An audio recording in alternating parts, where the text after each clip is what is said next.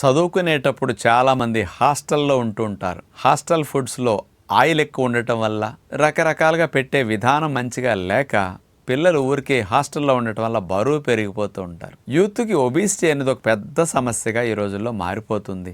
దానివల్ల ఇక చదువు అయ్యేసరికి వివాహం అయితే పిల్లలు పుట్టకపోవడం, హార్మోన్ సమస్యలతో చాలామంది ఆడపిల్లలు మగపిల్లలు ఇబ్బంది పడుతున్నారు. ఇలాంటి వాటి నుంచి రక్షించుకోవడానికి 3 టిప్స్ మీరు ఫాలో అవ్వాలి.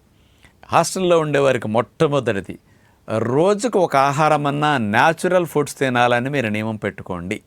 అదేమిటి అంటే, మీరు శాండ్ రోస్టెడ్ విత్తనాలు మీకు ఇప్పుడు మంచిగా అందుబాటులోకి వస్తున్నాయి. అలాంటి శాండ్ రోస్టెడ్ విత్తనాలు బాగా అన్ని పెట్టుకుని, ఎండు ఖర్జూర, అలంజీరా, కిస్మిస్ లాంటి నిలవ ఉంటాయి కదా హాస్టల్లో పెట్టుకుని, ఇలాంటివి తినేసి యాపిల్, అరటిపండు, జాంకాయ ఇట్లాంటి ఫ్రూట్స్ నిలవ ఉంటాయి కాబట్టి హాస్టల్లో పెట్టుకుని తినండి.